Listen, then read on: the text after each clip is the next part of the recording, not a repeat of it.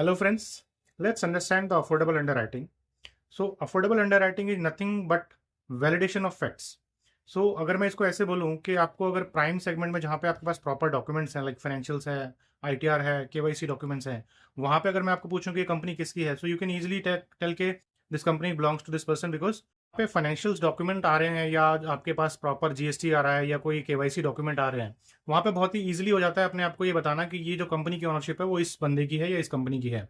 But affordable segment में ऐसा कोई डॉक्यूमेंट आपको हार्डली देखने को मिलता है बिकॉज ना तो उनके पास जीएसटी होता है, ना ही उनके पास कोई उद्यम सर्टिफिकेट होता है। मैं अफोर्डेबल प्योर अफोर्डेबल की बात कर रहा हूँ, जहाँ पे जैसे परचून की दुकान हो गई, चाय की टपरी हो गई, या फिर कोई छोटा मोटा जो बिजनेस कर रहे हैं जिसका एक प्रॉपर सेटअप फिक्स सेटअप नहीं है बट एक छोटी सी शॉप है, तो वहाँ पे आपको प्रॉपर डॉक्यूमेंट नहीं मिलते हैं। तो वहाँ पे ownership is a main important factor कि वो शॉप जो है वो उसकी है, वो बिजनेस जो है हमारे कस्टमर की है।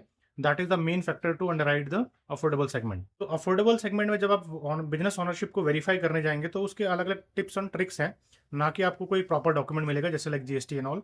सो इसमें आप वैलिडेशन कैसे कर सकते हैं? फर्स्ट इज कि आप जो उसका नेम बोर्ड है, कस्टमर का बिजनेस बोर्ड है, वहाँ पे चेक करिए कि किसका नाम आ रहा है। सेकंड, आप उसमें चेक करिए कि जो रेंट एग्रीमेंट अगर किसी शॉप का हुआ है तो वो किसके नाम पे है। प्लस आपका क्यूआर कोड जो वहाँ पे दिख रहा है, वो क्यूआर कोड को आप चेक करिए कि क्यूआर कोड किसके नाम पे बैंक अकाउंट लिंक है। अगर कस्टमर का लिंक है या कस्टमर किसी फैमिली मेंबर का लिंक है तो आपसे पूछिए कि वो किसके नाम पे वो बैंक अकाउंट और क्यूआर कोड लिया गया है।